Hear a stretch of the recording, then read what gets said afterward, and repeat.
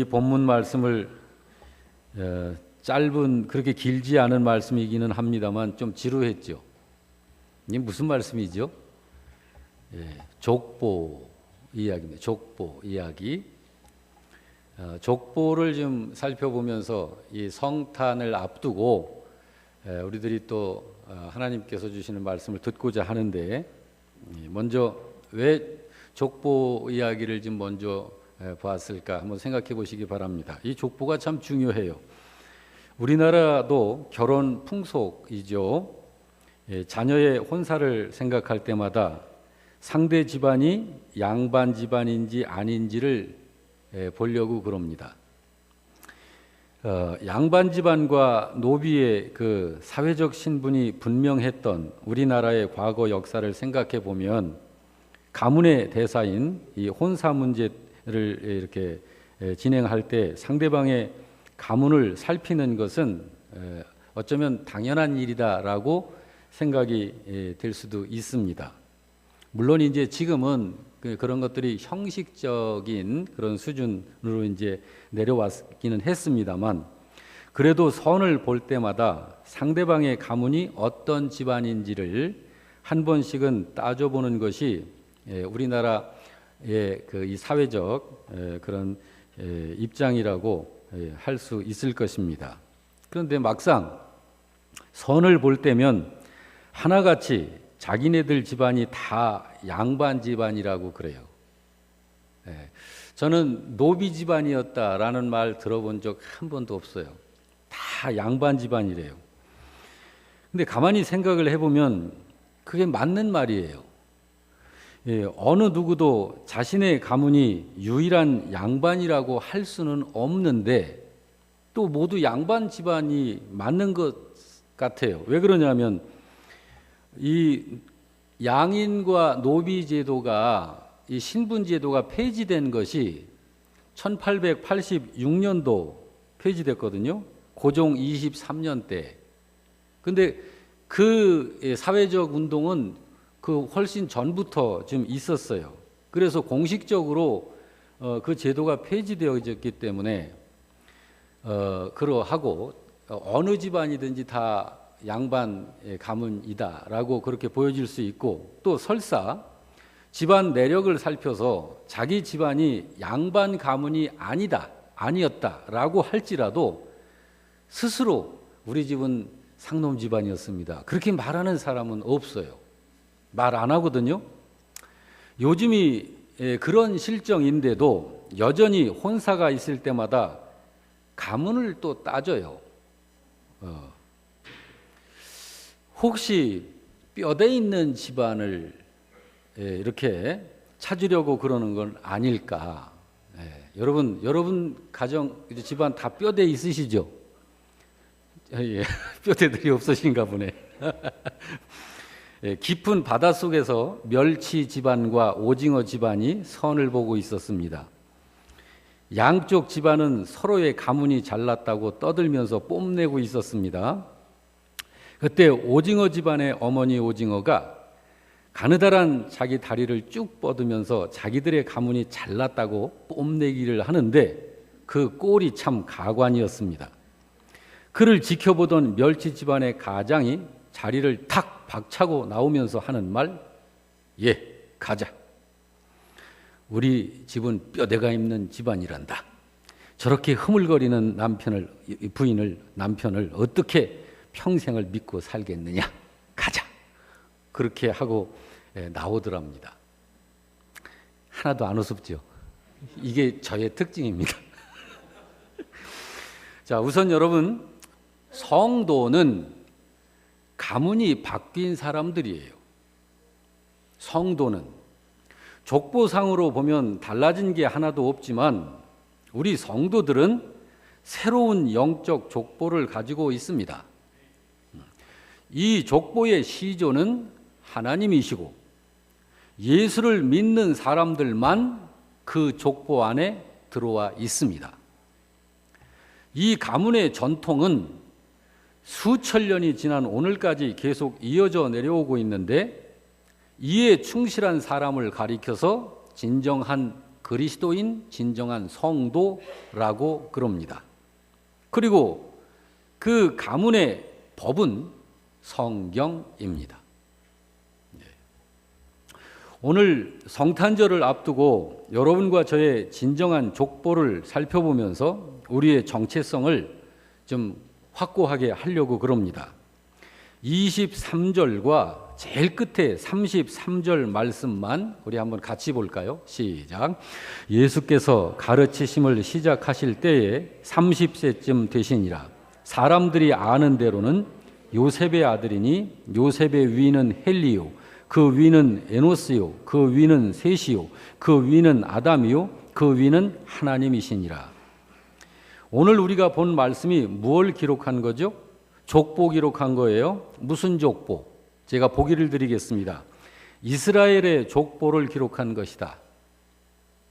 하나의 또 보기 또 드립니다. 인류의 족보를 기록한 것이다. 자, 여러분 우리가 읽은 이 본문이 무슨 족보인가요? 여러분 이 기록은 이스라엘의 족보가 아닙니다. 인간의 족보를 기록한 거예요. 이스라엘의 족보는 누구로부터 시작하죠? 아브라함부터 시작되는 거예요. 여러분 성경은 예수님을 이스라엘과만 연관시키지 않습니다. 온 세상 온 인류의 구세주다라고 그렇게 성경은 선포하고 계시하고 있습니다. 믿으시기 바랍니다. 성경이 그 사실을 분명히 말씀하고 있는데 여러분 한번 생각해 보시기 바랍니다.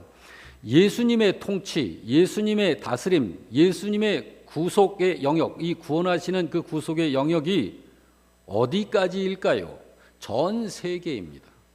이스라엘에게만 국한되는 것이 아니에요. 그것을 성경이 이렇게 기록하고 있죠. 요한계시록 1장 6절에서 8절이 같이 읽어봅니다. 그의 아버지 하나님을 위하여 우리를 나라와 제사장으로 삼으신 그에게 영광과 능력이 세세토록 있기를 원하노라. 아멘. 볼지어다 그가 구름을 타고 오시리라. 각 사람의 눈이 그를 보겠고 그를 찌른 자들도 볼 것이요 땅에 있는 모든 족속이 그로 말미암아 애곡하리니 그러하리라. 아멘. 주 하나님이 이르시되 나는 알파와 오메가라. 이제도 있고 전에도 있고 장차 올 자요 전능한 자라 하시더라. 전 세계를 이야기하는 거예요. 우리 주님의 통치는 온 세상, 온 세계입니다. 이 세상은 그분이 창조하신 그분의 것입니다. 그분은 온 세상, 온 인류의 주가 되시고 구세주가 되시는 분이십니다. 예, 믿으시죠? 예, 지금 우리는 성탄절을 조금 앞두고 있습니다. 성탄이란 거룩한 탄생이라는 말이고 성탄절이라고 하는 건 거룩한 탄생의 날 또는 거룩한 분이 태어나신 날이라는 말입니다.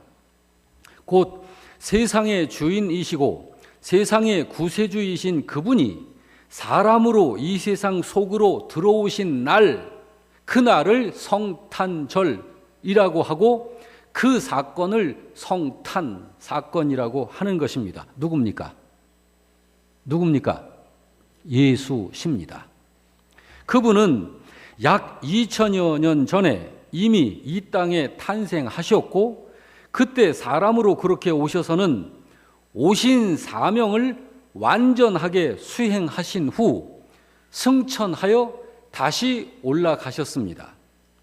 오늘 우리와 온 세상의 교회들은 1년에 한 번씩 맞이하는 이 성탄 시기를, 성탄절을 벌써 2000여 번째 성탄절로 맞이하고 있는 것입니다. 그래서 오늘 우리가 우리의 주인 되시는 그분 예수님께 우리의 마음으로 환영하며 그 예수님을 우리에게 보내주신 아버지이신 하나님, 곧 성부 하나님과 성령님께 대한 감사의 예배를 드리는 것입니다. 그러므로 부디 여러분 마음껏 삼위일체 하나님이신 곧 성탄하신 예수님과 그 예수님을 우리에게 보내주신 성부 하나님과 그 모든 역사를 믿는 우리 안에 이루신 성령님께 마음껏 마음을 다하고 힘을 다하고 정성을 다해 예배하시기 바랍니다. 그러면 되는 거예요. 그런데 여러분, 하나 생각해 볼 게 있습니다. 이 성탄 시기가 되면 이 성탄 앞에서 우리가 우리의 믿음을 어떻게 그분에게 표현드리면 되는 걸까? 예배자로서 성탄하신 주님과 하나님께 대하여 말입니다. 보기를 드리겠습니다. 성탄하신 주님께 축하의 예배를 드려야 된다. 또 하나의 보기를 드립니다. 성탄하신 그 주님께 감사의 예배를 드려야 한다. 여러분, 제가 이 두 가지를 이야기를 했습니다. 여러분은 어떤 것이 믿는 예배자로서의 올바른 합당한 태도라고 그렇게 생각하고 계신가요? 어디를 가나 성탄 또는 구세주의 탄생을 축하합니다라는 현수막이나 글귀를 어디서나 쉽게 볼 수 있습니다. 이 계절에는. 여러분, 우리는 성탄하신 그분께 감사로 영광 돌려야 하는 것이지 축하는 아닙니다. 축하는 아니에요. 왜 그러냐 하면 그분의 탄생 이유 때문입니다. 곧 구원을 필요로 하는 우리 신자 입장에서야 우리를 구원해 주실 분이 오신다고 하는 사실에 대해 감사하고 또 감사한 일이지만, 막상 이 땅에 오신 그분은 우리 죄를 대신한 제물로 희생되시기 위해 오시는 것이기 때문에 축하받으실 일은 아닌 것이죠. 다시 말해서 예수님이 이 땅에 오신 것은 죽으시기 위해 오신 것입니다. 그것도 죽으시기 전까지 모든 죄인들이나 겪어야 하는 고난과 미움과 매맞으심과 고생과 고통을 체휼하시다가 마지막 처형되어 죽으시는 것입니다. 그렇게 죽으시기 위해 오시는 그분에게 축하로 표현을 하는 것은 그분께 대한 망령된 처사입니다. 그건 옳지 않습니다. 그분은 죄에 빠진 우리 인생들을 대신하시기 위해 엄청난 사명을 가지시고 탄생하신 거죠. 성경은 죄와 관계하여 예수님이 어떤 분이신지를 분명히 이야기하고 있습니다. 히브리서 4장 15절에 다 같이 우리에게 있는 대제사장이신 예수님은 우리의 연약함을 동정하지 못하실 이가 아니요 모든 일에 우리와 똑같이 시험을 받으신 이로되 죄는 없으시니라. 그분 자체가 사람으로 오셨어도, 사람의 몸을 입고 33년여를 사셨어도 그분 자체에게는 죄가 없습니다. 여러분, 죄 없으신 그분께서 이 세상에 오신 것은 저와 여러분을 우리들의 죄로부터 건져내어 살려내 주시려고 오신 것이에요. 그 사실을 요한 사도를 통해 하나님께서 밝혀주셨잖아요. 요한복음 1장 29절에 이 말씀도 같이 봅니다. 요한이 예수께서 자기에게 나오심을 보고 이르되 보라, 세상 죄를 지고 가는 하나님의 어린 양이로다. 오늘 우리가 이렇게 예배할 수 있는 것은 그때 그 목적을 가지시고 그렇게 오셔서 그 목적대로 고난당하시고 희생되어 십자가 위에서 그분의 죽으신 그 죽음의 효력이 그분의 약속대로 믿음을 따라 나타난 적용된 사람들이 바로 그렇게 오신 그 주님께 마음을 다하고 뜻을 다하고 힘을 다하여서 그분을 찬양하며 그분께 감사드리면서 그분을 높여 예배하는 것입니다. 오직 우리를 위해서 깨끗한 숫처녀 마리아의 뱃속에 10달 동안 잉태되어 계시다가 탄생하신 그분께 예배를 통하여 나 자신을 헌신하여 드리고 있는 것입니다. 그것이 여러분과 저의 지금의 예배인 것입니다. 그래서 이 예배를 통하여 주님이 바로 우리의 주인 되시는 분이심을 고백드리면서 그 주님께 대한 우리의 믿음을 더 강화시키고 또 강화시키게 되는 은혜를 받고 있는 것입니다. 이 예배를 통해서. 그렇습니다. 그래서 우리가 이렇게 드리는 예배는 기념하고 또 헌신하면서 우리의 믿음을 더 강하게 하는 의미가 있는 것입니다. 자, 여러분, 우리가 2000여 년 전에 이렇게 오신 그 성탄 사실을 기념하는 건데요. 예배를 통해서. 여러분, 어떻게 기념합니까? 우리 믿는 신자들에게는 온 세상의 주인님으로 또 나의 영원한 생명의 주인님으로 이미 우리 안에 들어오셔서 함께 계신 사실을 감사함으로 예배하면서 기념하는 거예요. 그리고 우리의 믿음을 어떻게 더 강하게 하게 됩니까? 이렇게 예배를 통해서 성탄의 의미를 말씀을 통하여, 말씀을 믿음으로 들음을 통해서 깨닫고 확인하면서 우리의 믿음이 더 강해지고 좋아지고 강화시켜지는 거예요. 말씀을 통하여 하나님의 사랑과 주님의 은혜를 경험하고 체험함을 통해 믿음이 더욱 강하게 되는 것입니다. 여러분, 약한 믿음이면 쉽게 무너지고 쉽게 실족하고 쉽게 패하게 되죠. 그러나 믿음이 강해짐으로 항상 이기는 승리자가 되는 믿음으로 성장하는 것입니다. 그래서 우리가 성탄절을 기념하면서 감사의 예배를 드리는 것이지, 우리 대신 고난당하시고 죽으시기 위해 오신 그분께 축하한다고 하는 것은 구원받은 신자로서 하는 망령된 처사입니다. 세상은 뭣도 모르고 무조건 성탄 축하, 그리스도의 탄생을 축하합니다. 이렇게 하지만 우리는 그렇게 하면 안 돼요. 그런 것은 성경 전체를 읽어보아도 성탄을 축하하라는 곳은 성경 어디에도 없습니다. 오히려 성경은 예수님의 죽으심을 기억하라라고 기록하고 있습니다. 여러분, 예수님의 탄생하심과 죽으심 중에 어느 것이 더 중요한 것일까요? 둘 다 중요한 것이기는 합니다만, 그분께서 하나님의 아들로서 탄생하신 이유가 죽으심을 목표로 탄생하신 것이기 때문에 탄생보다는 죽으심이 더 중요하다라고 할 수 있습니다. 그 사실을 예수님께서도 친히 말씀하시기를 요한복음 6장 48절 이하에 말씀했습니다. 다 같이, 내가 곧 생명의 떡이니 나는 하늘에서 내려온 살아있는 떡이니 사람이 이 떡을 먹으면 영생하리라. 내가 줄 떡은 곧 세상의 생명을 위한 내 살이니라. 예수께서 이르시되 내가 진실로 진실로 너희에게 이르노니 인자의 살을 먹지 아니하고 인자의 피를 마시지 아니하면 너희 속에 생명이 없느니라라고 하심으로, 예수님께서 여러분과 저를 대신하여 십자가의 죽으심으로 끼쳐지게 될 그 참 생명을 이렇게 이야기하신 것입니다. 물론 탄생하심이 없이 어찌 우리를 대신하는 죽음을 죽으실 수가 있겠습니까마는, 예수님께서 이 땅에 오신 것은 사람의 몸을 입고 탄생하시는 탄생 자체가 그 목적이 아니고 믿는 자를 위해 대신 죽으시기 위해 탄생하시는 것임을 성경이 분명하게 증거를 하고 있습니다. 우리는 오늘 우리의 구세주의 탄생을 감사하며 또 감사하며 기뻐해야 합니다.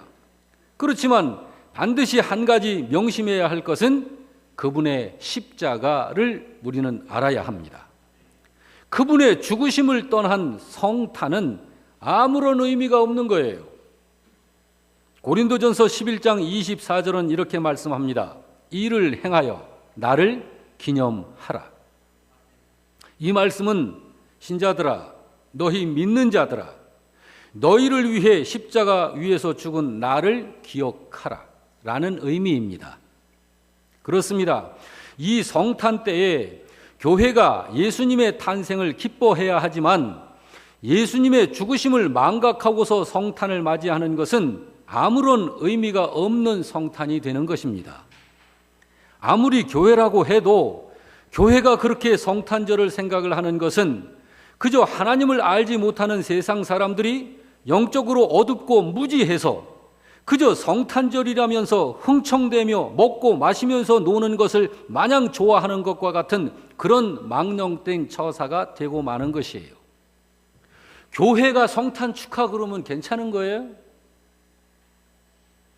교회가 망령된 처사는 하지 말아야죠. 세상은 그렇게 한다 할지라도 영이 죽어 있으니까, 어두우니까, 그들에겐 진리의 빛이 없으니까. 여러분, 우리는 이 성탄절에 정말 감사함으로 그분께 우리 자신을 헌신하며 예배해야 하는 것이지 성탄 축하는 아닙니다. 그리고 또 하나, 여러분이요, 성탄절 시기가 될 때마다 세상을 보시길 바랍니다. 성탄의 주체가 되시는 예수님은 찾아보기 힘들고 웬 산타클로스가 등장을 하여 온 도시에 가득하고 각자 선물꾸러미에 관심이 집중되고 있는 현상 말입니다. 성탄은 거룩하신 하나님의 아들 예수님께서 우리를 구원하시기 위한 희생 제물이 되시기 위해 사람 되어 오신 날인데, 그 사명을 가지고 하늘 보좌를 버리시고 이 땅에 오신 그분을 향한 중심은 온데간데 없고, 루돌프 사슴은 무엇이며 산타 할아버지가 도대체 누구란 말입니까? 과연 그게 하늘 보좌를 버리시고 비하하신 이 낮아지셔서 우리를 찾아오신 그분께 대한 올바른 모습이 될 수 있는 걸까요? 도대체 그게 무엇을 하고 있는 처사란 말입니까? 요즘 이 사회가 성탄절이라는 이 거룩하고 경건한 날에 심지어 어떤 신자들마저도 십자가를 대신하여 저주받으시려고 오신 그분께 대하여, 자기를 대신해서 죽으시기 위해 자기를 포기하고 오신 그분께 대하여 겸손하고 숙연한 몸과 마음으로 성탄을 맞이해야 하는 것이 당연한 모습일 텐데, 마치 하나님을 알지 못하는 불신자들이나 하고 있는 그런 행태를 같이 취해 보이고 있는 이런 모습들을 하고 있으니, 이게 교회가 무슨 모습을 보이고 있는 거냐 하는 거예요. 여러분, 하나님의 비밀인 이 구원 사건에 산타 할아버지가 도대체 누굽니까? 바로 그것이 어둠의 영들의 영혼 사냥 전술이고 전략이라는 사실을 정말 정신 차린 깨어있는 교회는 인식해야 할 것입니다. 곧 이 성탄절에 인류의 구세주로 오신 그 그리스도 앞에 산타를 등장시켜가지고 그리스도를 가려 보지 못하게 하고 있는 악한 영의 교활한 술수라는 사실을 알아야 할 것입니다. 그런 교활한 홀림으로 수십억의 인류를 세상에 취하게 하고 눈이 멀게 해서 그리스도를 보지 못하고 생각하지도 못하게 만들어서 그리스도를 만날 수 있는 기회를 잃어버리게 하는 악한 영들의 술수라는 사실을 우리는 알아야죠. 그리스도를 만나게 되면 어떤 일이 일어나는지 아시죠? 여러분 생각나십니까? 고린도 후서 4장 4절에 이렇게 말씀합니다. 다 같이 읽습니다. 그 중에 이 세상의 신이 믿지 아니하는 자들의 마음을 혼미하게 하여 그리스도의 영광의 복음의 광채가 비치지 못하게 하는 것이다. 누가 그 짓을 하는 거라고요?